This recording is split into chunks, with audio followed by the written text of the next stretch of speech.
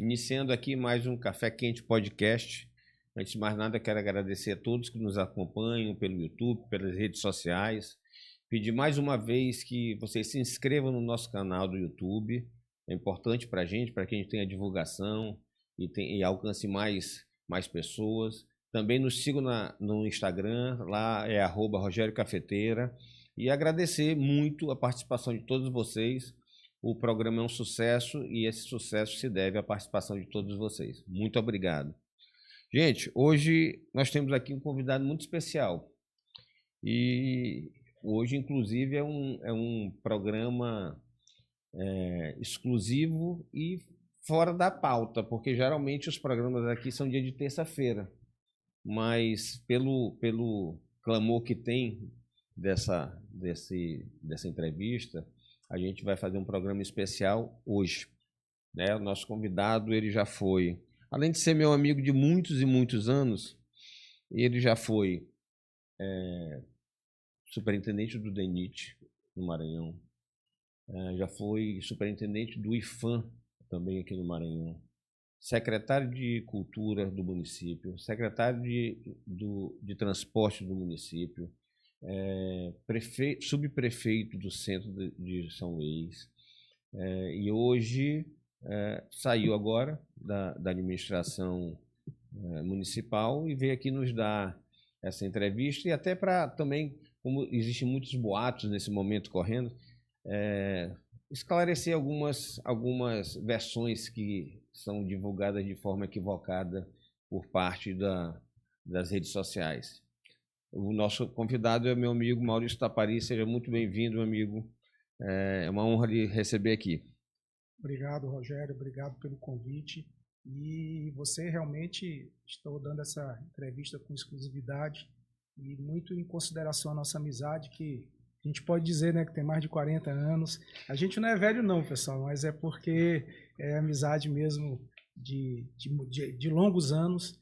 E quando o Rogério me ligou perguntando se eu queria falar, eu disse: Rogério, para você eu vou falar porque eu acho que eu preciso também, né, Rogério, dar a minha versão de todos esses fatos que estão acontecendo ao longo desses últimos dias.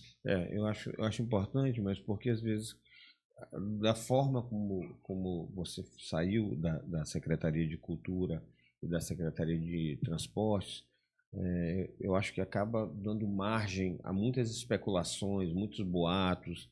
É importante que você se posicione, até porque eu lhe conheço há mais de 40 anos. A gente se conhece desde muito, muito novo. Sei da sua índole, sei da índole da sua família. Sua família era amiga da minha família. Então eu acho que é importante que você tenha um espaço para você contar a sua versão e também para você poder, conseguir contar o que você fez na administração durante esse período, né? Para que as pessoas tenham consciência de como você se contribuiu para a gestão municipal no governo do prefeito Braide. Eu queria iniciar, vamos fazendo por uma ordem cronológica, Maurício. Acho que o primeiro cargo que tu ocupaste aqui, a nível federal, tu é concursado do IFAM, mas cargos que são por indicação de presidente de república, o governador, o prefeito, foi a indicação para comandar o DENIT aqui no Maranhão. Eu queria saber como é que foi essa indicação, que é uma indicação política, né? Quem fez essa indicação e como foi o teu trabalho lá? Rogério, eu fui indicado pelo hoje meu amigo deputado Hildo Rocha, deputado federal Hildo Rocha. Não o conhecia pessoalmente, só como político, por televisão, né, por redes sociais, quando recebi um telefonema. Estava tomando um café numa cafeteria aqui em São Luís, quando o deputado me ligou e pedindo que eu fosse a Brasília conversar com ele, que ele tinha um desafio para mim. E aí eu falei com ele assim: mas deputado, eu posso conversar com minha família para... Ele: não, tem que vir para Brasília logo, pega o primeiro voo que tiver aqui, que tiver aí, e venha para Brasília para a gente ter uma conversa. Quando eu cheguei em Brasília, eu tive a grata surpresa de ser convidado pelo deputado Hildo Rocha para assumir essa missão à frente do DENIT no Maranhão. Era um momento muito conturbado, né? Inclusive politicamente, porque isso já foi às vésperas praticamente do impeachment da então presidente Dilma, e acho que passei 4 ou 5 meses apenas à frente do DENIT, no momento onde as estradas no Maranhão estavam numa situação extremamente precárias. Inclusive, a gente chegou a fazer uma visita junto lá, você como deputado e eu como superintendente, o diretor-geral do DENIT veio para cá, uma comitiva de Brasília para ver a situação caótica, principalmente que se encontrava a BR-135. E quando houve o impeachment da então presidente Dilma, o deputado, meu amigo deputado Hildo Rocha, votou a favor do impeachment da Dilma, né? E existia um tempo entre a votação na Câmara dos Deputados e que o Senado tinha que referendar essa decisão da Câmara. Isso demorou mais ou menos, acredito que uns 30 dias.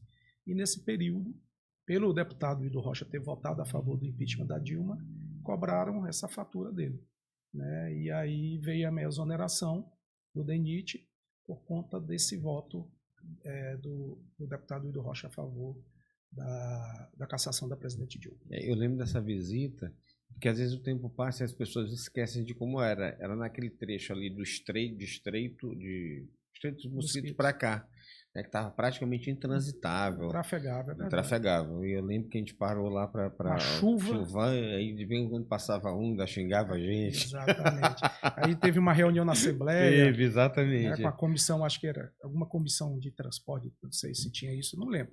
Eu lembro que isso faz muitos anos, né? Faz. E a gente estava juntos nessa reunião, eu lembro bem disso. Mas naquela época, como era a tua... Assim, porque o deputado Hildo sempre fez uma oposição muito firme ao então governador Flávio Dino. Como é que tu conduziu naquela época, como era a tua relação com o governo do estado? Uma relação institucional, Rogério. Algumas vezes o governador, inclusive, me convocou para reuniões no Palácio dos Leões, e em todas as reuniões que eu fui convocado, eu estive presente para que nós tratássemos da questão das rodovias federais no Maranhão. Muitas das vezes o governador se colocou à disposição para ajudar, inclusive, o governo federal, para que a gente achasse soluções a curto prazo para resolver o problema da BR-135. E essa divergência política do deputado Hildo Rocha com o então governador Flávio Dino em nenhum momento atrapalhou a minha gestão à frente do DENIT. Eu acho que depois de ti substituiu foi o irmão do deputado Manuel Ribeiro. Acho que é primo, não é irmão. Primo, acho que primo. Primo do deputado Manuel Ribeiro. Mas tem umas fofocas de bastidor que dizem que o governador Flávio Dino que fez a cobrança da direção do DENIT aqui. Tu tiveste essa informação também? Rogério, quando eu recebi o telefonema do então diretor-presidente do DENIT, acho que era diretor-presidente, era diretor-geral, se não me falha a memória, era o Dr. Walter Casimiro, que depois chegou a ser ministro dos transportes no governo do presidente Michel Temer. E a gente teve uma relação muito próxima, eu enquanto superintendente do DENIT no Maranhão e ele enquanto diretor-geral do DENIT. Ele era um cara jovem, uma pessoa jovem, até mais novo do que eu, e a gente teve um bom relacionamento interpessoal enquanto estávamos juntos. E ele me ligou pessoalmente para me dar a notícia Quando ele me ligou, eu atendi o telefone e ele disse assim, Maurício, eu tenho uma notícia não muito boa para te dar.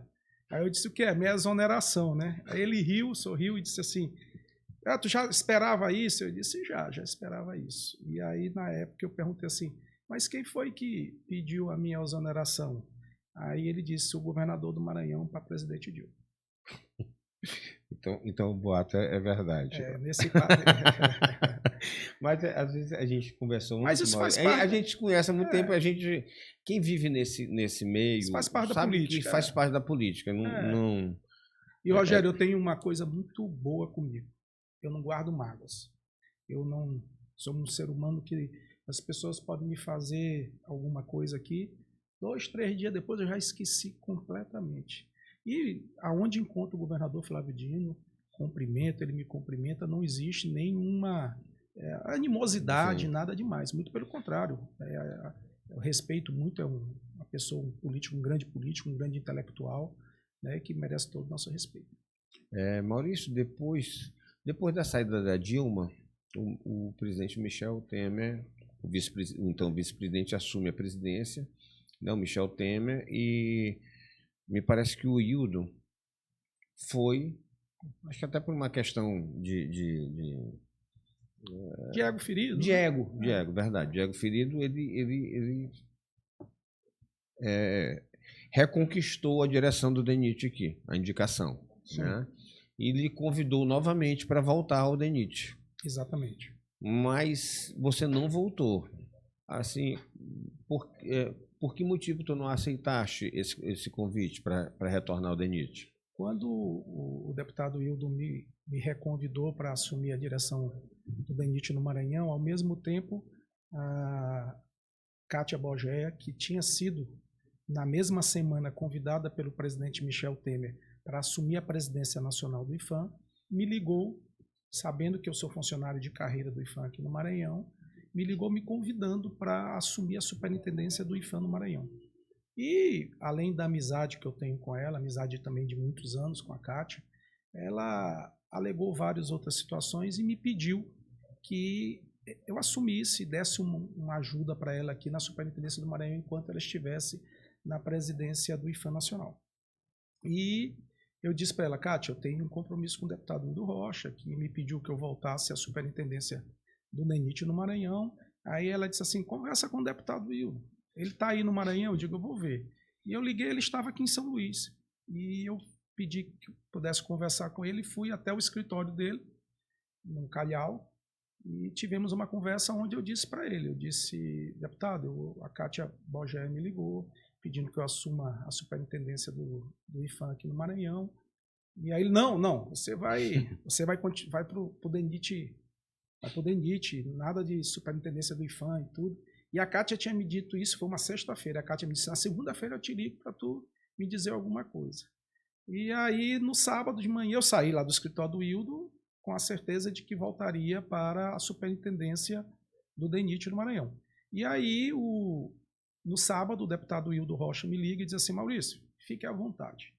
Se você quiser ir para a superintendência do IPHAN no Maranhão, vá. Eu entendo que lá é a sua casa, todo funcionário quer chegar ao topo da carreira no seu órgão, você tem colegas, companheiros lá do IPHAN que estão pedindo para que você assuma também, você tem uma amizade com a Kátia, acho que vocês vão conseguir fazer um bom trabalho, ela lá em Brasília e você aqui no Maranhão. Fique à vontade, escolha para onde você quer ir.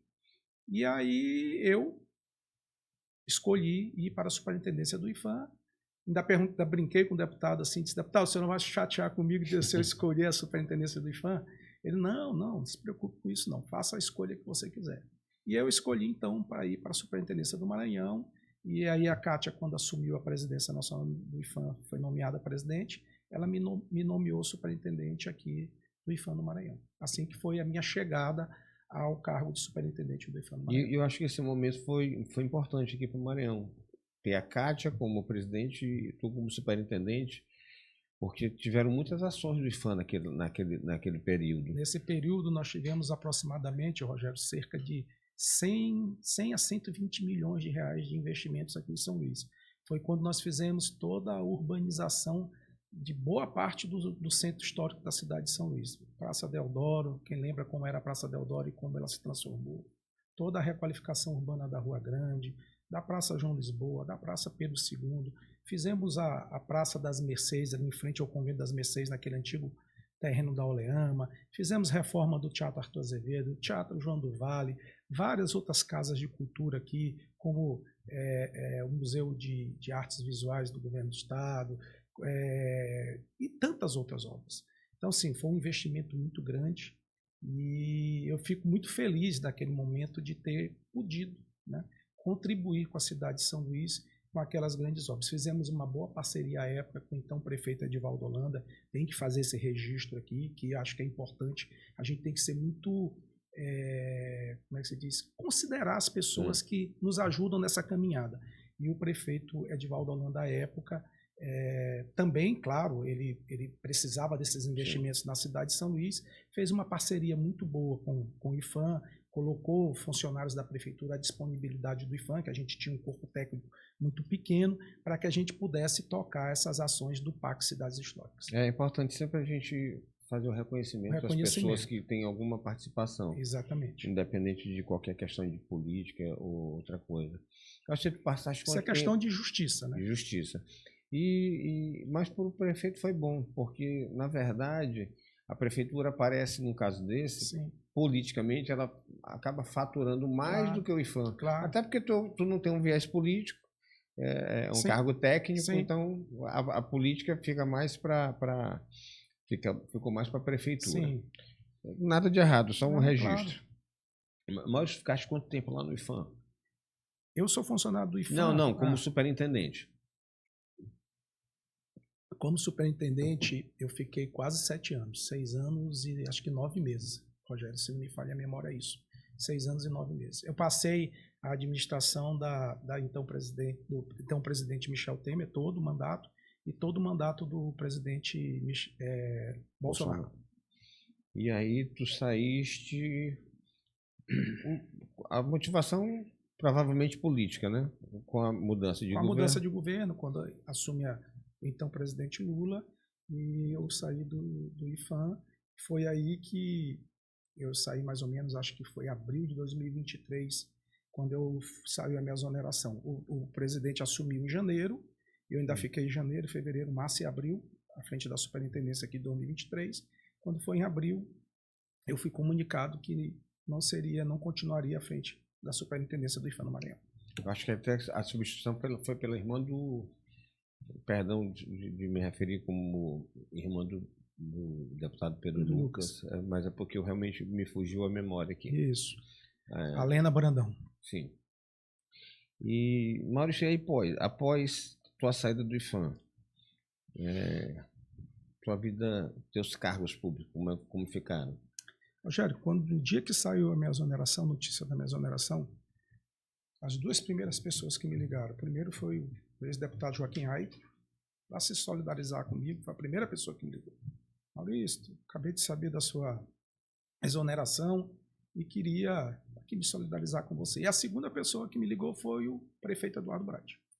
Assim que ele soube também que eu fui exonerado, ele me ligou e perguntou se eu não tinha interesse me fez o convite de trabalhar na equipe dele na prefeitura de São Luís. Ele mesmo, pessoal, ele mesmo que te fez o convite. Tu já tinha alguma relação com ele, Maurício?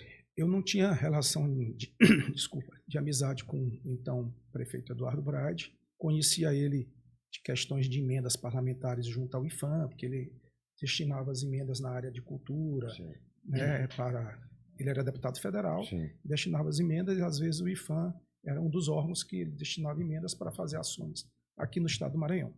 Então, tive algumas reuniões assim técnicas com ele, de trabalho, mas não tinha nenhuma aproximação de amizade com o prefeito Eduardo Brade. E aí ele me convidou, e eu disse assim, prefeito, eu sou funcionário de carreira do IPHAN, do governo federal, para eu ir para a prefeitura eu preciso ser de uma sessão. E aí, no telefonema, ele perguntou como é que era isso, eu expliquei mais ou menos, e ele fez o pedido de sessão ao governo federal. Isso demorou, é um processo aí meio lento, demorou mais ou menos 2 meses, de abril, acho que até mais, abril, maio, junho, acho que uns 2 meses a 3 meses, para eu poder sair a minha sessão do governo federal e eu poder assumir um cargo na prefeitura. Foi quando ele me convidou para ser subprefeito da área. Tu lembra a data, mais ou menos, Maurício? Foi junho de 2023, mas a data exata eu não lembro, não.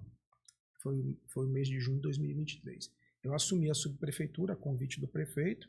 Acredito eu, pelo trabalho que a gente fez ao longo desses quase 7 anos à frente do IPHAN, né, de toda essa requalificação urbana, e eu passei de junho de 2023 até janeiro, final de janeiro, na subprefeitura, quando o prefeito me convidou para assumir interinamente a Secretaria de Cultura com a saída do Marquinhos do Alibes. Foi em janeiro de 2024. Foi quando teve, desculpa te interromper, foi quando teve aquela polêmica da contratação para Era para festa de carnaval. para o carnaval, das atrações de carnaval, É da estrutura que do foi carnaval. usado, salvo engano, o Instituto Juju e Cacaia, e aí houve uma especulação muito grande. Eu queria até registrar aqui, aproveitar para registrar que teve muita especulação, mas o Ministério Público, depois disso, comprovou que não existia nenhuma ilegalidade. Aqui eu quero me solidarizar com... Não é meu amigo, mas é uma pessoa que eu respeito profissionalmente, que é o Marquinho do Elib, que eu acho que ele merecia, no mínimo, uma retratação. Porque ele saiu, não teve nenhuma culpa, as acusações que foram feitas, ele foi absolvido. Aí é uma opinião minha, né? Se fosse o prefeito, teria reconduzido ele. Mas isso aí é uma questão particular do prefeito. Só queria registrar aqui minha solidariedade a ele e meu respeito e admiração pelo trabalho dele. Eu faço das suas palavras as minhas, viu, Rogério? E o Marquinho é um amigo de família, a pessoa que eu tenho todo o respeito e tenho absoluta certeza que o Marquinhos sempre foi um sujeito probo, honesto, de caráter, sem qualquer dúvida em relação ao caráter dele. Mas, aproveitando essa passagem, porque eu estou abrindo uma caixinha. Quando a gente bateu aquela foto, porque assim, vou contar aqui para o pessoal aqui um pouquinho dos bastidores. Quando aconteceu isso, essa saída, eu comecei a ver muitos... Como eu te conheço há muito tempo, eu comecei a ver alguns comentários, algumas especulações. Eu disse, eu vou ligar para Maurício, que a gente é amigo, e fazer um convite e me colocar à disposição para ele falar aqui, porque aqui ele sabe que o que ele falar não vai haver nenhuma distorção. Sim. Até porque vão ouvir da boca dele o que ele tem para dizer. E aí eu fiquei, não vou te mentir não, fiquei surpreso por aceitar, né? Porque eu sei da tua personalidade, tu é uma pessoa muito tranquila e às vezes nesse momento a gente não quer criar polemizar, mas eu acho importante as pessoas se colocarem para que a gente possa esclarecer alguns fatos e alguns boatos que acontecem, né? E aí quando a gente botou a nossa foto, que eu te chamei para a gente conversar, que eu botei a foto, eu fiquei assim surpreso, porque eu tinha feito uma postagem que era uma questão bastante polêmica, política, tem muita repercussão.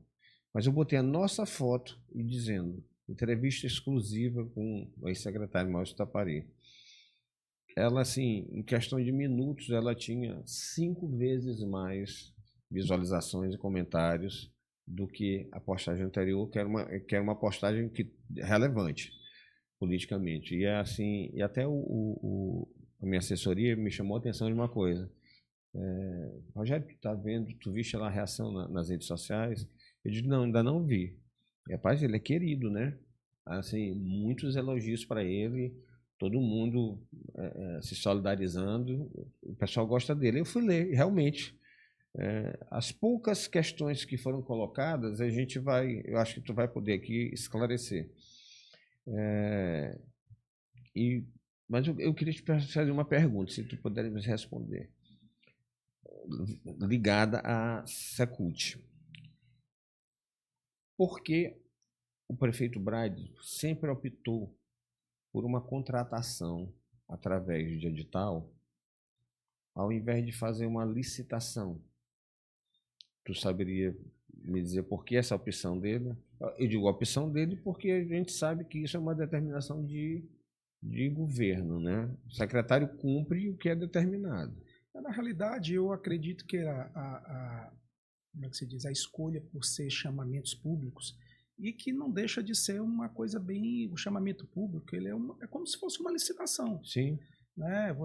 Ele é dado amplo e restrito conhecimento à sociedade, é publicado em diários oficiais, em portais, em absolutamente tudo.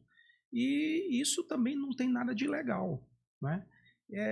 Só que os prazos, eles são mais curtos do que o prazo de uma licitação. E tu sabe que isso, em órgãos burocráticos, num setor público que tem uma burocracia muito grande, a questão do tempo, isso nos ajuda muito, né? Porque às vezes você entra numa licitação, questionamentos, aí as pessoas entram na justiça, vai. Então, assim, às vezes você consegue inviabilizar um certame licitatório por uma situação de questão de tempos e prazos que são bem maiores. Sim. O chamamento não, o chamamento ele é mais dinâmico. Né? Então, eu acredito que a parte jurídica disso, ela escolha essa questão do chamamento também por ser um processo mais célere. Sim, eu como secretário também já utilizei pelo mesmo sentido, isso aí da legalidade. É só que como são coisas que foram nas caixinhas, quando eu abri a caixinha de perguntas, foram uma das questões colocadas, eu queria que tu pudesse responder. E, Rogério, deixar uma coisa assim que é bem importante a gente deixar isso claro. Qualquer pagamento, qualquer que seja pagamento feito na Prefeitura de São Luís, o ordenador de despesa, o gestor, ele só pode pagar.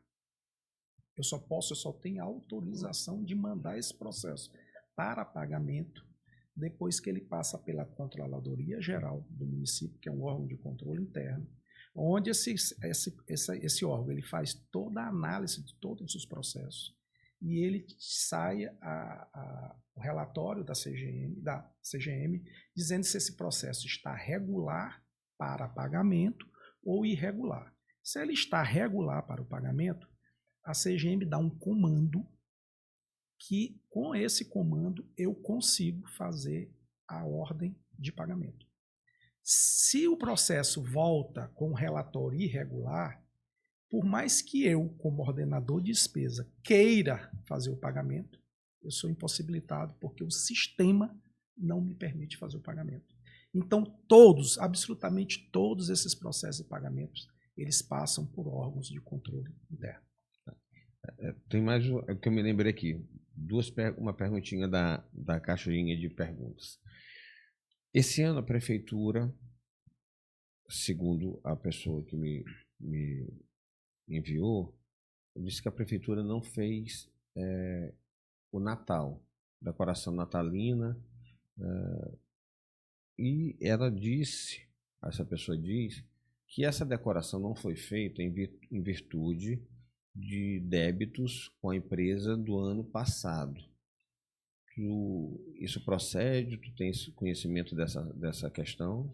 Rogério, o Natal do ano passado, do ano retrasado, porque o ano passado na realidade, do ano retrasado eu já era secretário de Cultura do município e lhe garanto que não ficou nenhum débito, absolutamente zero débito em relação ao Natal. Se há débitos anteriores à minha gestão, aí eu já não posso lhe dizer. Estou dizendo que, enquanto eu estive à frente da secretaria, todas as contratações feitas no meu período foram honradas do Natal e dessas festas que vieram a seguir. É muito comentado também. E esses processos, viu, Rogério, eles são públicos.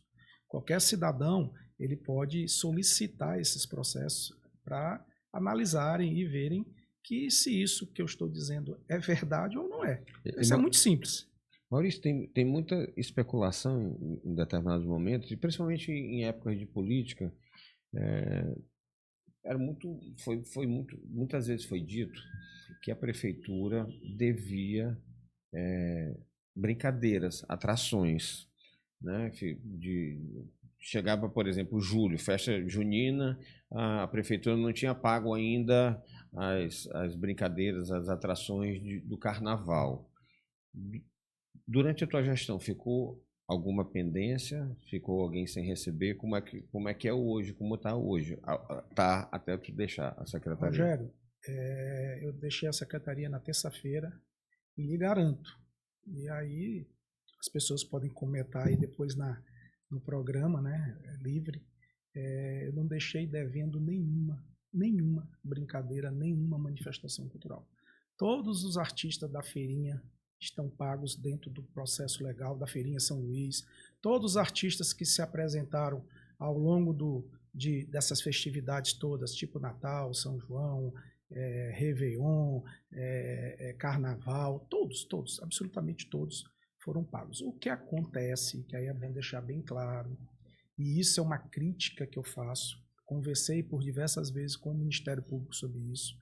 O que acontece? É que hoje em dia, você fomentar grupos culturais é muito difícil. Porque o que acontece? você, para pagar, esses agentes culturais ou esses grupos culturais, eles têm que estar com as certidões em dia, eles têm que estar com toda a documentação em dia, e muitas das vezes eles têm uma grande dificuldade com isso. Então, o que acontece? Muitas das vezes, a gente faz a contratação, eles vão, se apresentam, e na hora de receber, eles têm uma dificuldade de se adequarem ao processo de pagamento. Então, às vezes, algumas manifestações culturais demoram mais a receber, mas eles demoram mais a receber por conta dessa dificuldade documental. E que a lei também não te permite, não permite o órgão pagar sem ter com essa documentação. E o que está acontecendo hoje? Muitas dessas entidades que fazem cultura, muitos desses grupos culturais estão recorrendo ao quê? A produtoras.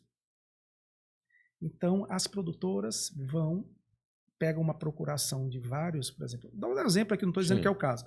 Boi da Maioba, boi de Maracanã, boi de Axixá, boi de não sei o que, chega uma procuração com essa produtora dizendo que ele representa Maioba, Maracanã, Axixá, Morros, e que essa contratação vai ser feita através da produtora dele. E o que acontece com isso? A produtora fica com uma fatia, né? E aí está chegando muito pouco na ponta. Então isso está deixando as manifestações culturais com um recurso cada vez menor. E isso está virando uma bola de neve. Sim. Então, eu tive algumas reuniões com o Ministério Público, inclusive, preocupado com isso, e questionei várias vezes ao Ministério Público que a gente tinha que ter um jeito de que essas manifestações culturais elas tivessem um tratamento diferenciado em relação a esses processos de pagamento. Porque isso, você engloba um trabalho social muito grande por trás disso, Rogério. Entende? Então, assim, você cria uma dificuldade muito grande para um grupo cultural receber um recurso. Muitas das vezes, essa manifestação até desiste de fazer a brincadeira dele, de produzir uma brincadeira, porque tu cria tanta burocracia.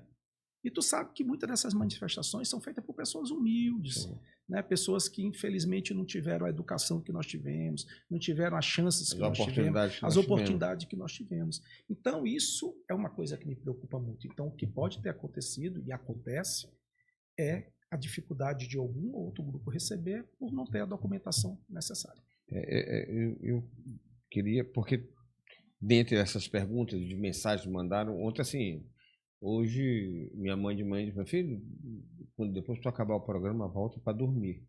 Eu fui ficar até 3 horas, porque eu estava lendo muitas mensagens que mandaram, tratando dessa nossa entrevista aqui. E eu também, dando uma pesquisada, eu olhei que teve não sei se ele é produtor, o que é, não lembro o nome dele no momento, mas que ele saiu num blog uma acusação de que a secretaria devia ele, né? E fez acusações sobre ti, até desrespeitosas. Eu queria saber assim, o que tu podia falar da gente sobre, pronto, tá aqui, sobre esse caso. Aí tem duas situações, Rogério. Uma de 13 milhões de reais aí, que é da SMTT, tá?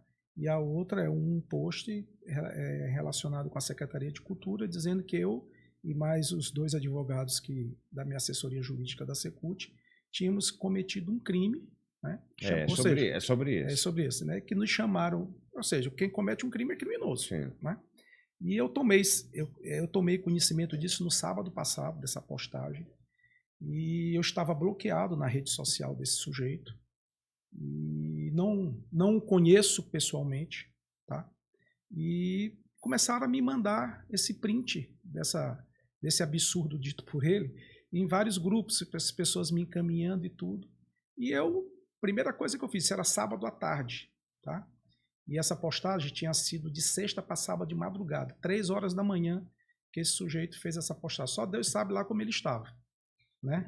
De madrugada, 3 horas da manhã. Eu me chamou a atenção o horário. Então, na segunda-feira, a primeira coisa que eu fiz, Rogério, foi ir à Superintendência de Investigação Criminal, a SEIC, da Secretaria de Segurança do Governo do Estado, e aqui eu quero deixar um registro de que eu fui muito bem atendido, porque as pessoas têm mania de dizer assim, eu vou numa delegacia, mas eu sou mal atendido. Fui muito bem atendido, pelos delegados que estavam lá de plantão, pelos escrivãos, e pedi que fosse aberto um processo de investigação criminal contra esse sujeito. Porque, Rogério, a única coisa que a gente tem na vida da gente é o nome da gente, a honra, né, o caráter, e eu não aceito que ninguém venha questionar o meu caráter e a minha honra, sem que tenham provas cabais, suficientes, e qualquer uma que seja, para que pelo menos venham me acusar de qualquer coisa nesse sentido. E aí, como a gente não deve nada, a primeira coisa que a gente faz é procurar a polícia para esclarecer. Foi o que eu fiz. Pedi que abrisse esse processo de investigação criminal. O delegado pegou meu depoimento, pegou o depoimento dos 2 advogados que também foram acusados por esse sujeito, e ele foi chamado à delegacia.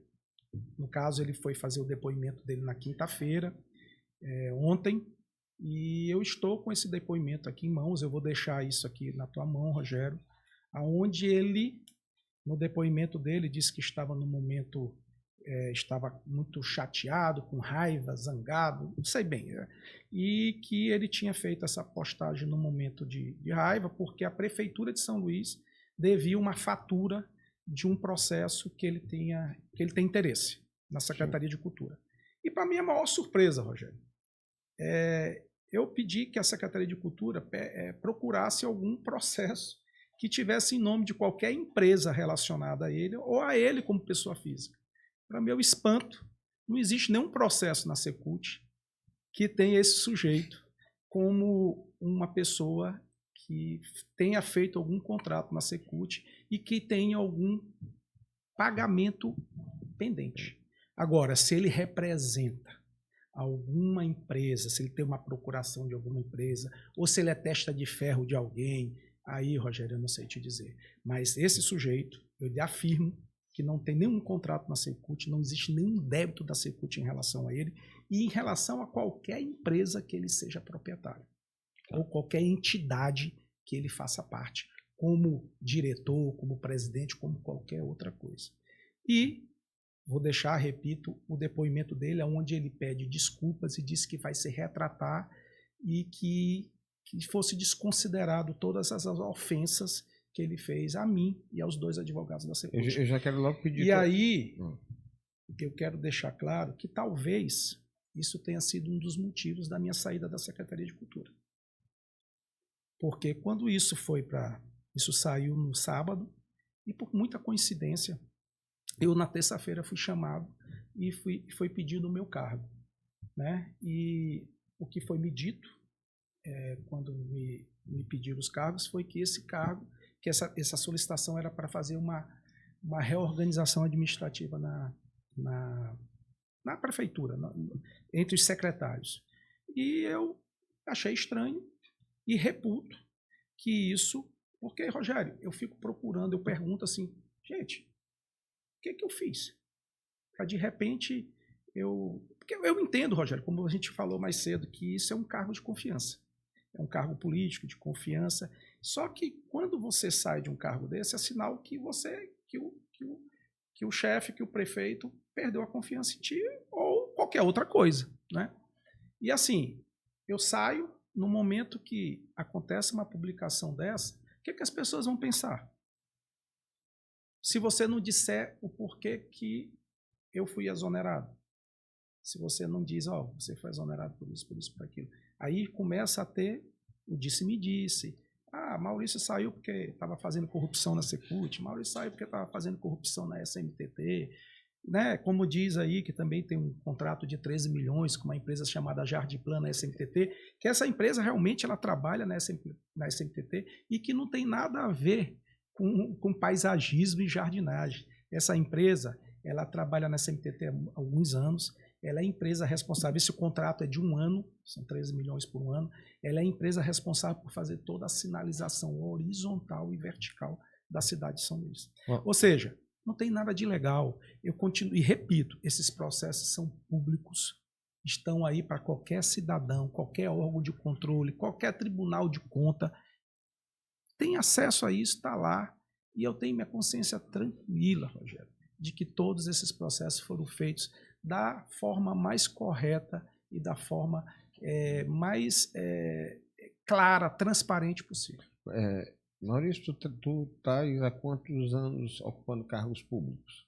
Eu sou funcionário público há 32 anos, né? Eu brinco que daqui a 3 anos eu já posso me aposentar. Mas não, ainda falta um tempinho. Porque com a mudança da regra... Mudou. Eu ainda tenho que ter um tempinho. Eu já estou com medo de mudar de novo, a gente não conseguir se aposentar nada. Porque antigamente, com 35 anos, tu já te aposentava, mas eu quero... Agora tem a idade. Eu quero... É porque assim, Maurício, vamos a gente ser bem sincero, né? Tu estava aqui, as pessoas ligando. Rogério, que hora sai a entrevista? Que hora é a entrevista? Porque todo mundo quer saber os detalhes disso. E eu queria assim, que tu pudesse nos repetir esse fato.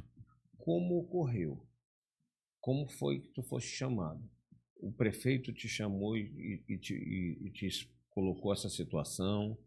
Foi outra pessoa?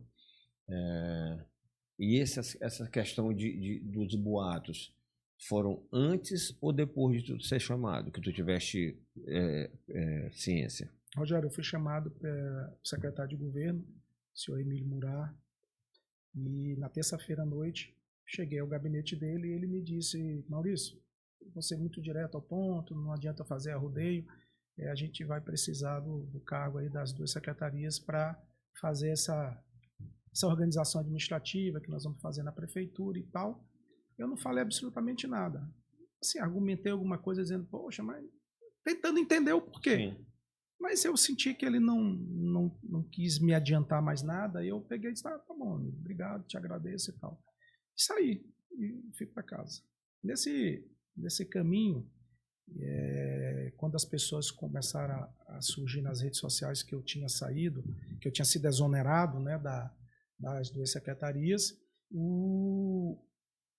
começaram a surgir esses disse-me-disse, essas fofocas, Maurício está saindo por corrupção, Maurício está saindo por isso, por aquilo. Eu recebi isso de blogueiros, de jornalistas, de pessoas amigas, de colegas e pessoas que trabalhavam comigo, de várias pessoas. E aí, Rogério, foi por isso que eu aceitei vir aqui, porque eu acho que a gente tem que ter o direito de dar a nossa versão, né? E aí eu liguei uma coisa a outra. Meu Deus, o que eu fiz de mal? O que eu fiz para ter sido exonerado, né? Aí começou foi quando foi chegando essas prints de grupos, né? de blogueiros, de coisa. E eu disse, pô, será se eu sair foi por isso? Se for por isso, não tem pé nem cabeça, porque esses 2 processos que saíram nos blogs aí, foi esse processo da Jardiplan, que eu lhe falei dos 13 milhões aí, que é um contrato de sinalização da SMTT, e essa denúncia aí desse sujeito que eu não conheço, repito, que não tem nenhum contrato com a Secult, que não tem nenhuma empresa, nenhuma entidade da qual ele seja responsável que tenha qualquer contrato com a Secult. E aí eu deixo aqui, inclusive, ele pode me procurar onde ele quiser, para que ele me mostre, qualquer contrato que ele tenha com a Secult, e que ele me prove, já que ele vai ter que provar lá na delegacia. Apesar de que, pelo depoimento dele, ele está dizendo que ele errou, que ele quer se retratar e tudo mais. Mas eu estou aberto para ter uma conversa com ele e que ele me mostre, né, onde eu cometi esse crime dentro desse suposto processo que ele disse que ele tem lá na Secretaria de Cultura. Na verdade, eu ia deixar essa parte mais para o final, mas, sim, mas a gente adiantou, e aí eu vou adiantar, eu vou fazer mais 2 colocações que me chegaram aqui. O nome da pessoa, só para as pessoas saberem, é um senhor chamado Carlos Junot, que fez essa denúncia e que agora se retrata. Mas dentro das várias mensagens que me pediram para te, e de perguntas que pediram para te fazer, levantaram várias questões do que poderia ter motivado tua saída. Obviamente, o pessoal mais maldoso critica, questiona a tua honestidade, a tua lisura, né, sobre suposta irregularidade, corrupção no órgão que tu comandava. Mas tiveram outras. Teve uma outra questão. Que poderia ter sido um fato motivador. A renovação de um contrato da SMTT com essa empresa de falar Jardiplan. Jardiplan. E a outra era que quando você foi para a SMTT, quando você foi combinado para a SMTT, você tinha a determinação de fazer a nova licitação do transporte público. Sim. E supostamente você não conseguiu cumprir essa missão. Essa era a missão que o prefeito Braga tinha lhe dado e você não conseguiu fazer. E uma terceira ainda, que essa aí eu queria que tu explicasse, porque a pergunta não é bem específica, né? Ela fala sobre farra das horas extras e diárias. E aí eu queria que tu pudesse me falar sobre isso. Sobre farra, se já te falaram alguma coisa dessa questão de horas extras e diárias, e a questão da licitação. Se tu tinha realmente foi te dada essa missão, e tu não conseguiu, e se tu não conseguiu, por quê? Rogério, vamos por parte, né? Vamos por parte. Quando o prefeito me chamou para assumir a SMTT, e ele postou nas redes sociais dele, ele disse que o meu grande desafio à frente da SMTT seria fazer a nova licitação do transporte público. Quando eu cheguei lá, Rogério, para minha surpresa, a SMTT não tinha quase nada de dados, de elementos necessários para que a gente abrisse um processo. Porque primeiro, para você fazer um processo de licitação, a gente precisava fazer primeiro um processo de caducidade do atual contrato de concessão pública. Caducidade é um distrato. É um distrato, uma rescisão. Porque esse contrato feito em 2016, ele é um contrato que as más línguas, aí eu não estou acusando, eu estou dizendo as informações que chegam para a gente, é que esse contrato ele foi muito benevolente com o SET, com os empresários do sistema né, em relação a prazos, em relação a várias coisas. Né, assim, de direitos, eles tinham muito mais direitos do que a SMTT, tinham mais direitos do que deveres, entendeu? Sim. E esse contrato ele tem uma validade de 20 anos, prorrogável por mais 10, ou seja, de 2016 ele teria que ir até 2046, né? 30 anos. Isso, 46. E com 10 anos você abre um processo de caducidade, iria abrir um processo de caducidade, ou seja, 20 anos antes de vencer o contrato. Aí vamos lá, Rogério. Tu achas que, e aí eu quero deixar claro que esse problema do transporte público ele não acontece só em São Luís. Ele acontece em várias capitais do Brasil. Teresina agora passou por um momento muito difícil do sistema de transporte público. Um caos. Rio de Janeiro, o prefeito está brigando lá, o Eduardo Paes, tirou a empresa que fazia a gestão, botou outra, confusão, rompeu o contrato, é a mesma coisa, né? Então, assim, várias capitais do Brasil têm esse problema. E você sabe, Rogério, que é muito difícil, e aí é um segundo momento, do momento da licitação, quando você abre um processo de licitação, você sabe que existe essa questão eles fecham o mercado. O empresário daqui, ele não vai para o Piauí, para Teresina, disputar, porque ele não quer que o empresário de Teresina venha para cá disputar o mercado com ele. Então, eles se autoprotegem. Isso acontece em mercados, a gente sabe que isso acontece em vários negócios, em várias situações. Então, assim, já é uma dificuldade muito grande. E eu, assim, Rogério, eu posso estar falando até uma coisa que... Eu acho que na hora que esse processo de licitação do serviço público abrir, tu pode ter certeza que a maioria dessas empresas que estão operando hoje aqui vão ser as mesmas, a grande maioria, que vão participar. Entende? Então, assim, você vai acabar trocando, eu espero estar enganado, trocando 6 por meia dúzia.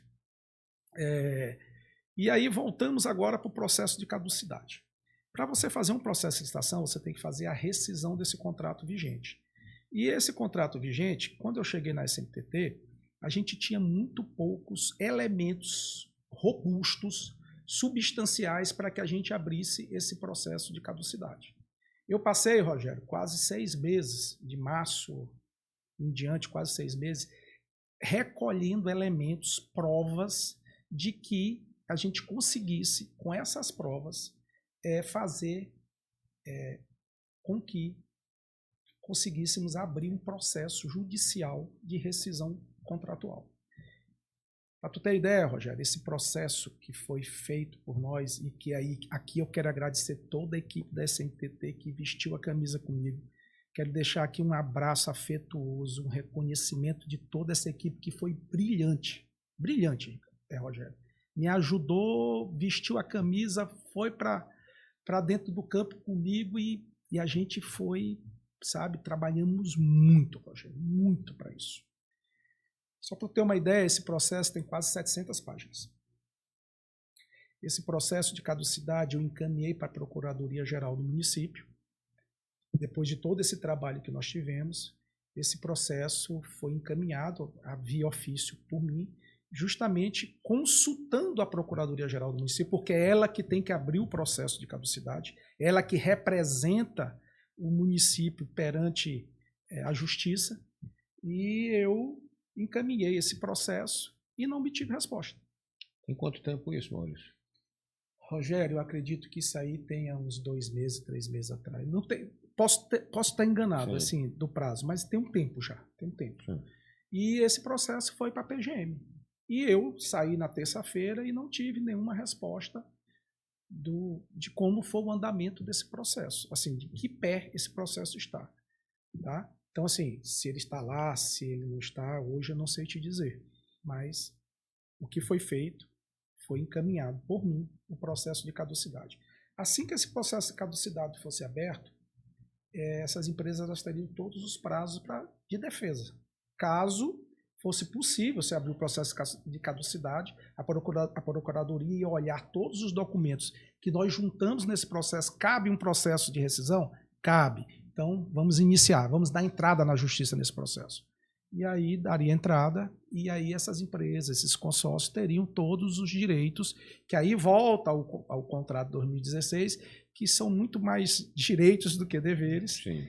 Prazos que eu considero absurdos de defesas, para ganharem tempo, e eles teriam esse tempo para defesa. Rogério, um processo desse, a gente não está falando com qualquer um. A gente está falando com empresários. Empresários que, por mais... Milionários. E por mais que eles digam que o sistema dá prejuízo para eles, pergunta se algum deles quer deixar.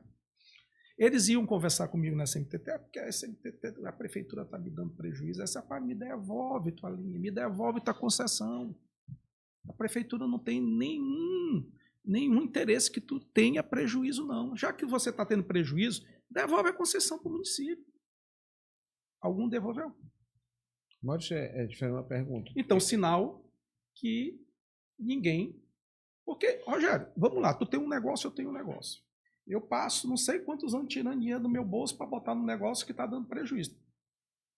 Tem uma hora que tu vai cansar, não é?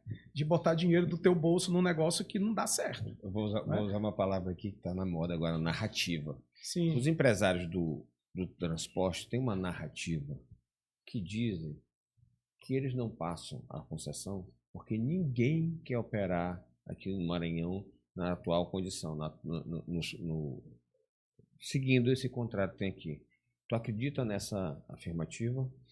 Rogério, isso não é problema deles. Isso seria um problema da prefeitura, concorda comigo? Sim. Eles entregariam para a prefeitura, se ninguém tiver interesse, problema da prefeitura. Por que eles não entregam? Por que eles não devolvem a concessão para a prefeitura, já que eles dizem todo dia que eles estão tendo prejuízo? Poxa, que prejuízo é esse de longos e longos anos que eles vão esperar a empresa deles ir à falência total para que eles entreguem a empresa, a concessão de volta para a prefeitura? Mas eu vou falar é estranho isso. Eu vou falar uma coisa aqui, mas eu não tenho certeza. Não tenho certeza. Mas talvez, caso eu esteja correto, tu pode me confirmar. Salvo engano, na última greve, o prefeito Braide afirmou que os empresários estavam praticando lockdown. que é uma prática criminosa. Sim.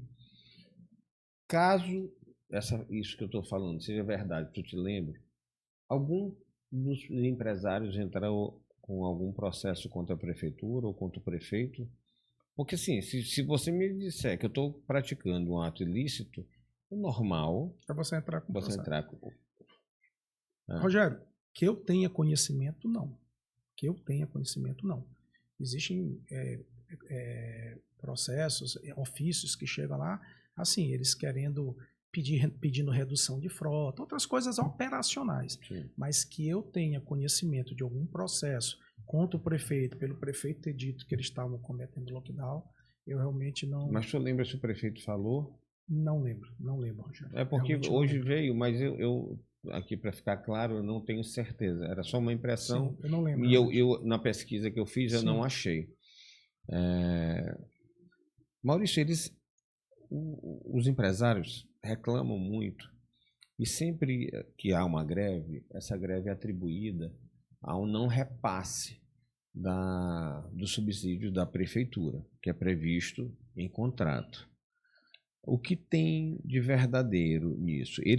A prefeitura realmente não faz o repasse, está atrasado o repasse para os empresários, porque eu imagino que num contrato desse, mesmo sendo muito favorável para as empresas, existem alguns procedimentos, né, de multa, de notificação. Deve haver, antes de você suspender o repasse, deve haver outras providências a serem tomadas. O que tu podia falar para a gente sobre isso? Rogério, até o dia que eu saí, não tinha uma fatura de subsídio atrasada para o SET, para as empresas de ônibus. O que é que acontece? Durante vários meses, vários anos, a prefeitura sempre pagou o subsídio integral, de forma correta, de forma como sempre teve que ser. Há uns 4, 5 meses atrás, mais ou menos isso, eu baixei 2 portarias, Rogério. A primeira era que eu estava recebendo muita reclamação de que as empresas, e realmente a gente constatava isso no sistema, a gente multava, a gente fazia tudo que estava administrativamente ao nosso alcance para que as empresas voltassem a operar com a 100% da frota.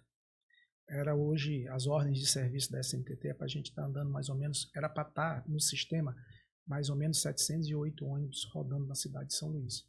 Hoje a média é de 560, 570, 580 ônibus por dia. Ou seja, tem dias que nós estamos com 140 ônibus a menos na cidade de São Luís rodando. E aí eu te pergunto uma coisa, Rogério, eu pergunto para todos que estão nos assistindo. É justo a prefeitura pagar 100% do subsídio, visto que uma das cláusulas do pagamento do subsídio, uma das condicionantes para você pagar o subsídio é que a frota esteja 100% empenhada. O que eu fiz? Entrei com as 2 portarias. A primeira de glosa, que eu iria glosar do consórcio operacional o recurso proporcional à entrega deles para a população de São Luís. Se a empresa, vamos dar um exemplo aqui, se a empresa A ela está operando com 80% da frota que ela tinha que estar operando, eu não vou pagar 100% do subsídio para ela, eu vou pagar 80% do valor que ela tem para receber. Porque senão, Rogério, eu vou estar cometendo um crime de improbidade administrativa. Como é que eu vou pagar 100% de um serviço onde eles estão só entregando à sociedade 80%? É a mesma coisa que tu ir no McDonald's, tu pedir um combo, Coca-Cola, batata frita e sanduíche e vir só a batata. Né? Aí tu diz, gente, cadê o refrigerante e o sanduíche? Coisa. Tu tem que ofertar 100%. Só chega 80% na tua bandeja, tu vai ficar satisfeito? Ninguém vai ficar satisfeito. Né? Você vai brigar. E é isso que o poder público tem que fazer. E tem o dever de fazer. De ter cuidado com o dinheiro público. Isso é dinheiro público, é dinheiro de imposto de todos nós. A gente tem que ter responsabilidade. E aí, uns 4 subsídios para trás, mais ou menos, pode ser 4 ou 5, mais ou menos, não lembro bem. Eu comecei a glosar. Mas antes desse processo, a gente foi chamado na justiça pelo Dr. Douglas Martins, juiz, porque o sindicato 7 entrou na justiça pedindo a suspensão dessas minhas duas portarias. A primeira era o porquê. O SET, que é o Sindicato das Empresas de Transporte, ela é um ser jurídico alheio a todo esse processo. Porque no contrato de concessão diz que os consórcios eles têm que montar um consórcio operacional entre eles, para que eles façam a gestão do sistema de transporte público e que eles recebam o dinheiro da prefeitura através desse consórcio operacional. O que estava acontecendo? Isso vem acontecendo ao longo de muitos anos, 9, 10 anos. Eles vêm recebendo os recursos pelo SET, que nem consta nesse contrato. É um absurdo jurídico, uma loucura. E aí... Por que motivo, Manos? Rogério, na audiência, eu perguntei ao juiz, pedi ao juiz que ele perguntasse aos empresários por que dessa resistência de não criar o consórcio operacional e estarem recebendo o recurso pelo SET. O juiz, o Dr. Douglas, fez a pergunta ao presidente do SET na sessão lá e disse assim, mas por que da resistência? Vocês têm algum problema com certidões? Porque eu tinha dito, Dr. Douglas, isso só pode ser porque eles não têm certidão trabalhista, não têm certidão fiscais, porque a única coisa que pode se sustentar para que eles não recebam seria isso. E aí eu disse, Dr. Douglas, eu queria que o senhor perguntasse para o presidente do SET aí por que eles não recebem pelo consórcio operacional. Que é previsto no contrato. Que é previsto no contrato. E eu era cobrado, Rogério, como os meus antecessores, de que pelos órgãos de fiscalização, Tribunal de Contas, CGMs, os órgãos de controle interno, que isso era uma aberração. Que quem tem que receber o dinheiro era o consórcio, que tinha que ser cumprido o contrato. E aí o presidente do SET disse na audiência que realmente muitas das empresas não conseguiriam receber porque eles não tinham certidões. Tinham dívidas trabalhistas, dívidas fiscais, e que isso ia trazer um transtorno muito grande para o sistema. Que se isso entrasse em operação naquele momento, eles não conseguiriam receber o recurso e isso ia ser um caos. Entrar em colapso. Entrar em colapso o sistema e tudo. E a outra portaria era justamente a portaria que me dava o direito de glosar em relação à entrega da frota. Se não está andando com 100%, está andando com 80%, eu vou pagar 80%. Se está andando com 70%, eu vou pagar 70%. Teve empresa, Rogério, nesse último mês, que andou com 57% da frota. Ou seja, ele era para andar com 100%, estava andando com 57%. Quase a metade dos ônibus que ela tinha que estar rodando. Como é que o cara está com 57%, eu vou pagar 100% para ele? Mas só para o pessoal que está nos assistindo, para eles entenderem, do que se trata o subsídio. O subsídio é um recurso que a prefeitura paga para compor... Para complementar a tarifa. A tarifa. Isso. Por exemplo, o estudante paga só metade. A prefeitura, através do subsídio, paga a outra metade. Não, correto? Na realidade, hoje a passagem é 4,20. Certo? Pelo estudo eu digo assim, seria 4,20 mais 1,35. O subsídio é 1,35. Certo? Ou seja, a passagem hoje era 4,20 com 1,35, era para estar 5,55. Sim.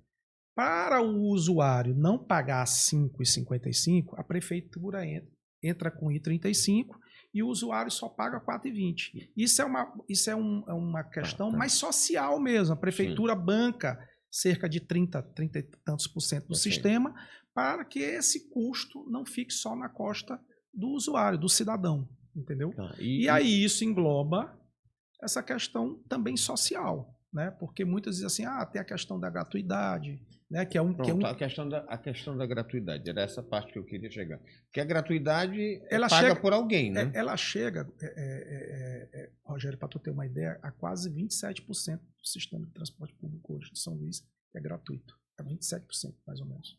É gratuidade. Aí deixa eu perguntar uma coisa. Como é que vocês fazem o controle dessa gratuidade? Como é feito para a gente saber se realmente 27% dos que usaram o transporte público? É porque isso tem um sistema de catraca. As pessoas são cadastradas, né? Muitos por idade, outros... e cada dia tem uma lei nova de gratuidade. Isso ainda é um agravante. Eu digo um agravante porque cada vez mais você tem... A gratuidade ela vem aumentando ao longo do tempo. Porque idoso... Vou dar um exemplo. Idoso. Aí veio depois... portadores de de autismo. Aí agora uma lei que o acompanhante também tem direito à gratuidade, de tantas gratuidades por mês para levar a pessoa doente ou a pessoa necessitada a uma consulta. Então, assim, você vai criando leis e que vão aumentando progressivamente essa questão da gratuidade. Como eu digo, hoje 27% são gratuidades do sistema público da cidade de São Luís. É porque eu tive... Agora, isso tem um sistema Eu estava fazendo uma pesquisazinha e vi que me parece que essa questão, quem faz esse controle e comunica são as próprias empresas. Rogério, por incrível que pareça, é inacreditável. Mas desde 2016, quando foi feita essa licitação, entregaram o sistema de bilhetagem eletrônica na mão do SET, dos empresários. Ou seja, isso foi uma outra coisa que eu, enquanto secretário, entrei na justiça, ganhei a decisão, ganhamos a decisão na SMTT, é uma decisão do Dr. Douglas Martins, de que o sistema de bilhetagem eletrônica, a gente não tinha certeza de que as informações que o SET... Vamos lá, Rogério, como é que tu entrega o sistema de bilhetagem eletrônica para os empresários tomarem conta? É aquela história de botar raposa para tomar conta de galinheiro. Eu vou ter que acreditar do que o empresário me diz assim, nós tivemos esse mês, vou dar um exemplo, 10 mil usuários de transporte, tivemos um custo de tantos milhões de reais, eu tinha que acreditar, né? E aí o que eu fiz? Entrei pedindo que eu tivesse acesso a todos, absolutamente a todas as informações que o SET detinha desse sistema de bilhetagem eletrônica. Porque, Rogério, eu até brinquei com o Dr. Douglas, ele brincou nesse dia, rapaz, essa tua senha que tu tem, porque a SMTT tinha uma senha. Ele dizia, é de estagiário ou é de juiz? Porque a gente não sabe se as informações que tu consegue ter são as mesmas, são as informações completas do sistema, né? Ou se eram informações mínimas só para... E foi isso que eu pedi, né? E aí o Dr. Douglas determinou que o SET fizesse um treinamento com funcionários da SMTT, desse a senha master, o cartão master, e acesso a todos, absolutamente todos os relatórios que o SET tinha sob poder. Isso tem uma decisão judicial, o SET cumpriu a decisão judicial, com uma certa resistência, mas cumpriu.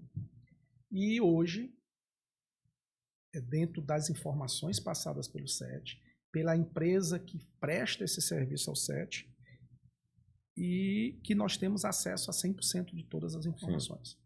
E, Rogério, isso também quem contratou essa empresa? O SET. O SET. Quem paga a empresa? O SET. O SET. Mas, Maurício, não teve uma empresa que fazia esse serviço e o SET suspendeu o contrato? Rescindiu o contrato com eles? Não, o SET tinha uma empresa anterior a essa, e isso foi antes da minha gestão, tá, Rogério? E essa empresa, foi rompido o contrato com ela por algum motivo, aí eu realmente não sei. Okay. Eu sei que essa empresa, ela foi embora e levou absolutamente todos os dados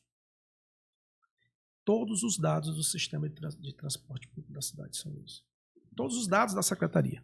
Absolutamente tudo. Levou tudo. Eles alegam que tiveram um problema, pegou fogo na máquina deles, que eles perderam todos esses dados. Aí, o que eu fiz? Eu entrei na justiça também, assim que entrei, porque isso era um ponto de interrogação. Eu chegava na SMTT, eu preciso dos dados de 2020. Secretário, não tem, porque levaram o sistema, nós não temos esses dados. Levaram o sistema, nós não temos esses dados. Aí eu entrei na justiça também, Dr. Douglas Martins deu também uma decisão favorável à SMTT e determinou que essa empresa, que não está mais aqui em São Luís do Maranhão, nem aqui tem mais sede, pela informação que me deram, devolvesse todos esses dados, sob multa diária de tantos R$1.000, não lembro. Eles nunca entregaram esses dados. Devem estar pagando a multa. Ou seja, sumiu todas as informações, que foi um complicador a mais, inclusive, para se fazer todo o processo de caducidade, de distrato, porque nós não tínhamos informações. Então, são essas dificuldades que a sociedade precisa entender. Porque, assim, é muito fácil quando a gente diz assim, nós vamos fazer, né, a sociedade cobra, e com razão, Rogério, porque o sistema de transporte público realmente está muito ruim, muito deficitário. Né? Você vê ônibus quebrando todos os dias, superlotação de ônibus, a frota reduzida, ou seja, vários descumprimentos de cláusulas realmente, e a população está certíssima de cobrar, está no seu direito de cobrar. É um absurdo o que os empresários vêm fazendo aqui dentro do sistema de transporte público da cidade de São Luís.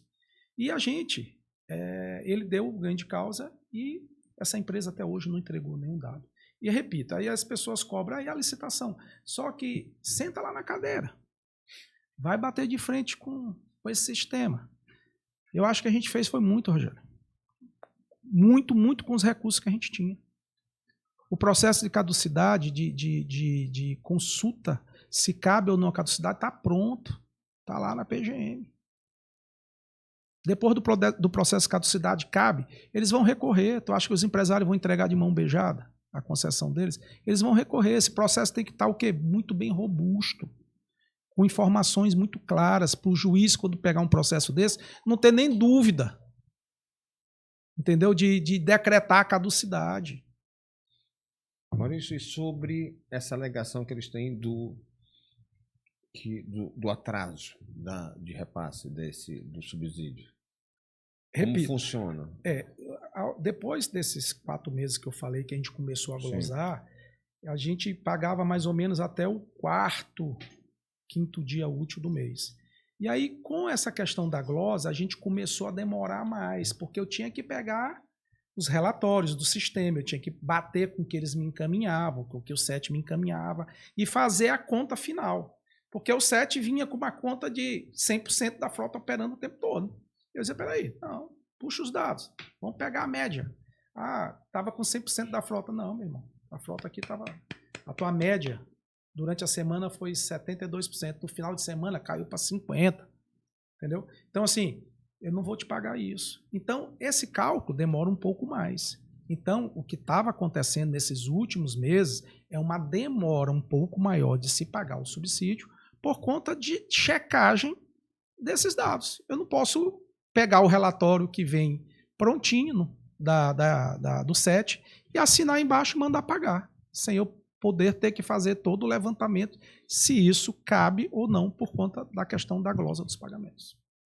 Entendi. Então, essa questão de dizer que está atrasado... E esse último mês de dezembro foi o mês que mais atrasou, que foi pago agora em janeiro. Por que atrasou? Porque o orçamento estava fechado.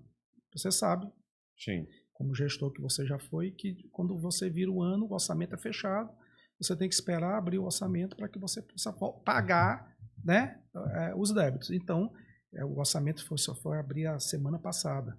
Então, por isso também que demorou um pouco mais. Mas, repito, a Prefeitura de São Luís não deve R$1 de subsídio para o SET. Maurício, teve outra coisa subsídio que a Prefeitura entende como correto. Tá? Eles alegam que a gente está descontando de forma irregular. Sim. Mas aí é história da glosa por Sim. conta da entrega da frota. Tiveram 2 coisas aqui. Eu vou ler a pergunta, porque essa pessoa ela fez uma brincadeira, minha amiga, mas como ela disse que eu não... o Rogério, tu combina, né, as perguntas com combina o pessoal. Não, viu, gente? Eu tô aqui, sou testemunha que não existe isso, viu? Aí ela disse, esse aqui eu vou te mandar, não acredito que tu vai fazer para ele, não. Então, Carol, vou fazer tua pergunta aqui. Não vou falar o sobrenome, porque, Carol, fica mais fácil. Depois eu te conto em off quem é. Que é a mensagem. Muito se fala sobre a sua saída da SMTT. Contudo, o senhor acumulava 2 cargos de secretário dentro do governo Braide. 2 cargos políticos. Todos os cargos de secretário, na minha opinião, não deixam de ser políticos. Muitos dizem que a sua saída da SMTT foi por questões estruturais. Aí ela que fala, farra das horas extras e diárias, e também pelo não controle do transporte público e da Secretaria de Cultura. Qual o motivo? Ou seja, sua saída teria sido como uma indicação política Rogério, em relação Parte dessa aqui eu acho que você já respondeu. em relação a farras de diária, de horas extras, primeiro vou falar em relação à Secretaria de Cultura. Desde que eu assumi a Secretaria de Cultura, eu não me lembro, posso dizer que esteja enganado, posso ter passado alguma coisa despercebida por mim, eu não me lembro de qualquer funcionário da Secult ter viajado. Eu acho que eu não tenho nem verba para isso, nem orçamento para isso, para viagem de passagens diárias. Eu acho que tem, se não me falha a memória, 1 ou 2 funcionários da Secult que recebem hora extra porque eles trabalham aos domingos na feirinha São Luís. Sim. Prestam serviço na feirinha e recebem hora extra porque é merecido, Sim. porque eles estão trabalhando aos dias de domingo lá. Eu acho que só se tiver no máximo 2, 1, que são... E essa folha é pública também, as pessoas podem puxar, fiquem à vontade, jornalistas, a própria Carol, se quiser ir atrás, fica à vontade, Carol. Em relação a SMTT, existem realmente aos agentes de trânsito, né, e alguns administrativos que ficam de plantão, por questão de rádio, telefone, essas coisas, algumas horas extras. Por quê, Rogério? A gente tem muita demanda, né? E, por exemplo, tu pega um evento como um Réveillon, vou dar um exemplo, um carnaval, grandes eventos, são eventos que varam a madrugada. Você sabe disso, né? Ele começa... Um Réveillon começa 3, 4 horas da tarde na Litorânea e amanhece no outro dia 5 horas da manhã e os agentes têm que estar lá, disciplinando o trânsito, né? Dentro das suas possibilidades. Então, assim, realmente existem horas extras aos agentes de trânsito, alguns administrativos por conta disso, especificamente por conta desses eventos, entendeu? De situações que realmente são além da carga horária que o agente tem que cumprir. Isso realmente existe. Viagens diárias em relação a SMTT. Essa eu posso te dizer com certeza. Eu, enquanto estive secretário, nunca assinei uma autorização de viagem ou de diária para qualquer funcionário da SMTT. Maurício, ontem quando eu te liguei, eu te fiz uma pergunta. Se tu já tinha falado com alguém. Porque eu vi algumas declarações sobre uma frase tua, né? Que a frase era o mal por si só se destrói. E não de forma objetiva, mas de forma... deixando no ar, implícito, que seria uma referência a uma referência à tua relação com o prefeito Braide. Pronto, está aqui. Esse veio do amigo Minardi. Eu vou ler aqui. O mal por si só se destrói, diz Itapari após ser demitido por Braide. Manuela Fernandes assume a SMTT. Aí lá embaixo, o mal por si só se destrói, foi com essa declaração forte e quase enigmática, feito ao titular do blog Minardi, que o agora ex-secretário municipal de Trânsito e Transporte, Maurício Itapari, se resumiu a sua experiência. Que tu podia falar para a gente? Essa tua frase foi se referindo ao prefeito Braide? Alguma mágoa que tu ficaste dele? Rogério, eu vou te ser muito sincero, como eu te falei anteriormente, quando tu me perguntaste em relação ao Flávio Dino. Eu não guardo mágoa de ninguém. Primeiro, não guardo mágoa. Em relação à minha exoneração, em relação ao prefeito, eu fiquei chateado. Não vou dizer que eu não fiquei chateado, porque eu estaria mentindo. Fiquei chateado com a forma de que foi feita, né? E, inclusive, mandei uma mensagem ao prefeito, justamente externando essa minha indignação, digo assim, essa minha chateação, né? Mandei uma mensagem para ele e, para mim, encerrou. Ele tomou a decisão, me chateei, mandei a mensagem para ele num tom altamente cordial, tá? Só relatando a minha estranheza, a forma a situação que foi feita, até porque Rogério, eu sou muito leal às minhas missões, às minhas amizades, a tudo que eu tenho de vida, sempre foi pautado muito na lealdade. E eu jamais, Rogério, jamais seria desleal com o prefeito Eduardo Braide. E aí vem a conversa que eu tive, realmente o Minardi me ligou, e eu vou aqui, ele está aí, Se ele quiser me contestar, fique à vontade. A conversa que eu tive com o Minardi, ele me ligou, eu atendi o telefone e ele disse assim, e aí, senhor, que bronca foi essa? Aí eu disse, rapaz, não sei, só tô perguntando pro chefe. Aí ele disse, rapaz, eu não sei que diabo é isso. Todo mundo que sai das secretarias não querem falar os motivos, não querem falar o que acontece. Eu não sei, vocês são endeusados, vocês ficam endeusados pelo prefeito, é um encantamento, coisa assim. Mais ou menos o enredo foi esse. Aí eu disse assim, Minardi, deixa eu te dizer uma coisa. Eu fui criado que a gente não cospe no prato que comeu. Essa foi a minha criação. Então eu não vou tecer nenhum comentário em relação à minha saída da SMTT. E aí ele disse assim, mas você sabe, né, que o disse-me-disse que está acontecendo aí sobre sua saída. Ele estava ali dizendo que era por questão de corrupção. Não foi claramente, mas deixou entender. E aí eu disse assim, a frase que eu disse a ele, eu disse assim, Minardi, o mal por si só se destrói. Mas eu estava falando em relação à questão dele dizendo que havia fuxicos, que havia conversas, de que eu teria saído por algum motivo de corrupção. Isso foi a única coisa que eu conversei com o Minardi. Fui pego de surpresa por uma postagem no Instagram dele, onde ele conta uma história totalmente inverídica. Totalmente inverídica. E a única coisa verídica que ele fala é a frase que eu disse a ele, mas ele ainda disse fora do contexto do qual eu disse a ele. E aí eu liguei para o Minardi, mandei algumas mensagens para ele, tenho registrado no meu celular isso tudo, e cobrei dele uma posição. Rapaz, o que você colocou lá, Minardi, não é a verdade. Eu peço que você retire isso, ou que você se retrate, que você faça um novo vídeo explicando o que realmente aconteceu na nossa conversa. Ele me garantiu que no programa seguinte, que seria hoje, no programa dele de hoje, ele faria um vídeo realmente falando qual foi o tom da minha conversa com ele e que ele deixa bem claro no blog dele escrito que a única frase que eu disse foi que o mal por si só se destrói. A única frase que ele ouviu do que ele falou no Instagram, no programa dele, foi essa. O resto foi coisas da cabeça do próprio Minardi. Maurício, isso aqui é uma opinião minha, mas eu queria te ouvir.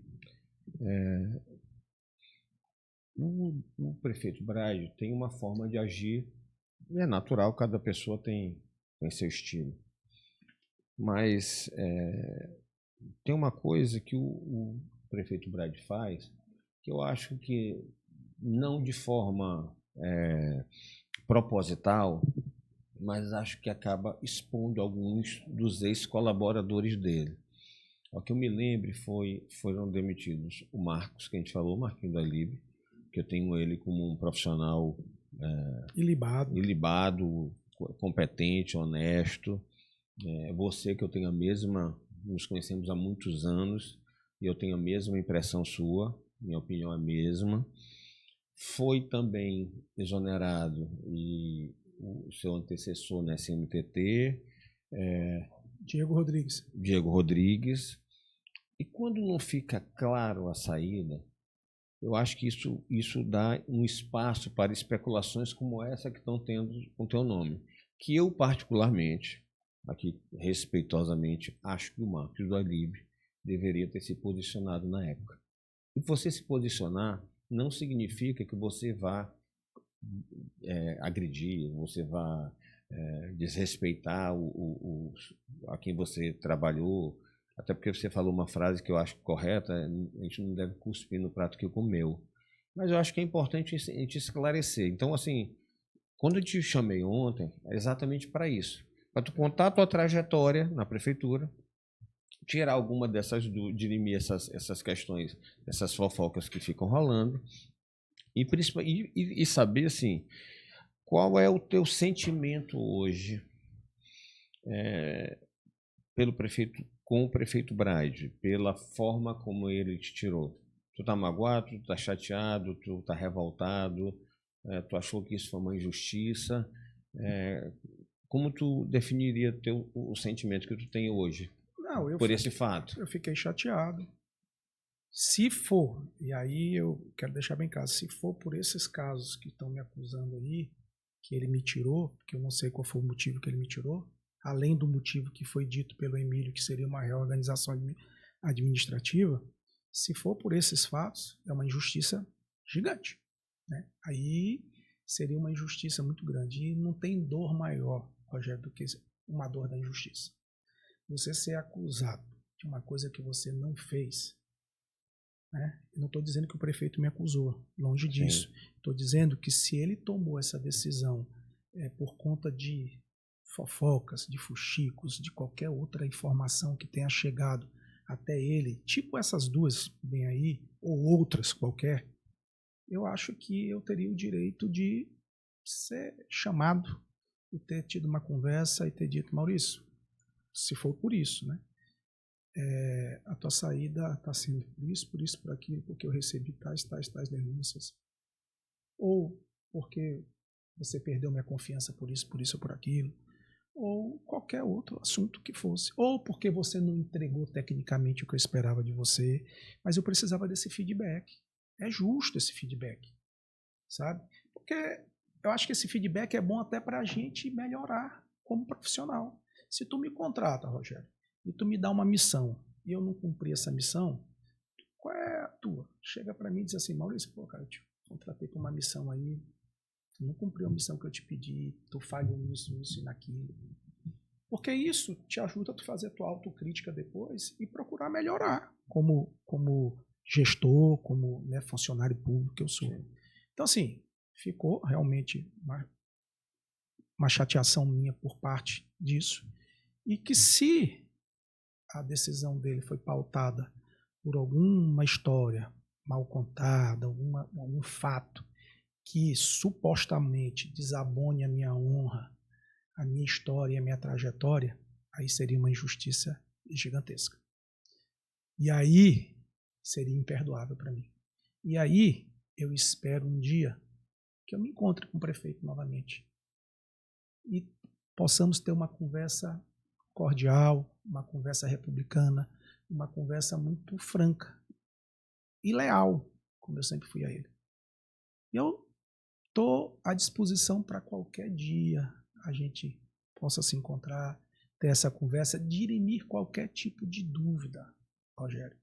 Qualquer tipo de dúvida que paire pela cabeça dele ou de qualquer outra pessoa que possa ter chegado no intuito de uma maldade, de qualquer coisa e ter dito alguma coisa para ele que tenha levado. E aí eu não tô afirmando, estou dizendo, supondo, tenha levado ele a tomar essa atitude de forma injusta. Maurício, eu queria te agradecer muito a confiança que tu depositaste em mim, porque hoje, assim, de ontem da nossa foto para cá, eu acho que meu telefone não parou. Tu estava aqui, tu viu gente ligando. Já que hora vai pro ar, que hora vai pro ar, que tem umas 300 pessoas me ligando aqui. Porque todo mundo tá. Eu vi que tu é muito querido, isso é bom. E eu vejo que as pessoas estão muito ávidas para saber da tua verdade, da tua versão dos fatos. Eu acho que aqui tu colocaste muito bem, acho que tu colocaste como tu te comportaste durante essa colaboração que tu tiveste com o prefeito. Eu acho que importante isso. Eu acho que não é um conselho, mas eu acho que o Eduardo deveria, por exemplo, ter tido essa postura com o Marcos do Alib, porque o Marcos saiu, depois foi comprovado, né? execrado. E ficou por isso mesmo. Ele saiu, não voltou, não teve nenhuma nota sobre isso. Então eu acho que assim não é a melhor postura para a gente ter com colaboradores, né? E agradecer muito mesmo, de verdade, essa confiança que tu tiveste em vir aqui. Ontem, quando eu te liguei, como a gente se conhece há muito tempo, eu sei o teu estilo, eu disse, eu vou convidar só porque desencargo de consciência, mas ele não vai vir. Mas foi bom, que fazia tempo que a gente não conversávamos de coisa de família e tal.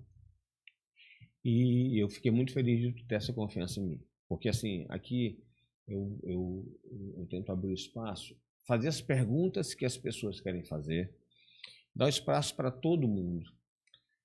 poder se posicionar e não chegar com versões, não chegar com fontes. Não que isso esteja diminuindo alguém, mas o que eu gosto que as pessoas saibam pelo próprio entrevistado, sobre o ator principal da questão. Rogério, primeiro que eu jamais poderia negar uma entrevista a você. Primeiro, como amigo. Segundo, porque amigo a gente confia, né? Eu confio em você, por isso vim dar essa entrevista exclusiva aqui a você, por confiança, pela amizade. E por achar também, Rogério, que a gente tem que ter a chance de poder falar, né? De poder contar o outro lado da história, né? Contar a versão da gente e que as pessoas que estejam nos escutando façam o julgamento que elas bem entenderem, porque isso é natural. O cidadão, ele pode, a gente vive num país democrático, onde as pessoas têm essa, né, graças a Deus, essa liberdade de fazer os seus julgamentos. Então, quem está nos assistindo, eles que são as pessoas que devem nos julgar, né? Então, assim, eu espero ter contribuído aqui com o teu programa, ter esclarecido algumas coisas, e estou à tua disposição, meu irmão, meu amigo, e a qualquer momento voltar aqui, conversar novamente com você e conte sempre comigo. Aqui está de portas abertas, queria só repetir, pedir tua autorização para que a gente possa publicar a questão do Carlos Junot. Carlos Junot, do depoimento dele. Do depoimento e te agradecer mais uma vez, dizer que aqui está de portas abertas para ti. Qualquer coisa que você precise falar, aqui a casa é sua e você tem total liberdade de falar sobre qualquer assunto, sobre qualquer pessoa, né? E te desejar sucesso. Tenho certeza que pela tua competência, pela tua história, outros desafios virão e eu te desejo muito sucesso. E muito obrigado mesmo pela sua participação, meu amigo. Eu até brincando com meus colaboradores da SMTT, e na hora de me despedir, eles disseram assim: e aí, Maurício, como é que tu tá? Eu digo, rapaz, chateado, mas tirei 300 quilos das costas, viu? Porque é muita responsabilidade, é muita pressão, é um peso muito grande. E assim, quando parece que tu cai em si, tu diz assim, rapaz, como é que eu estava carregando um peso tão grande e não estava sentindo, né? Mas a gente acaba adoecendo um pouco, né? A gente acaba passando por situações que depois a gente vai ver que é melhor a gente dar um tempo, parar, respirar, né? E é isso, entendeu? Sim. Meu amigo, chegando ao fim, eu queria agradecer aqui a todos que nos acompanham, pedir mais uma vez para que nos sigam nas redes sociais, no Instagram, @Rogério Cafeteira, no YouTube, Café Quente Podcast, acione o sininho, dá o joinha e continue participando, continue dando sua opinião, continue dando suas sugestões e muito obrigado pelo sucesso que a gente está tendo, graças a vocês. Muito obrigado e até a próxima.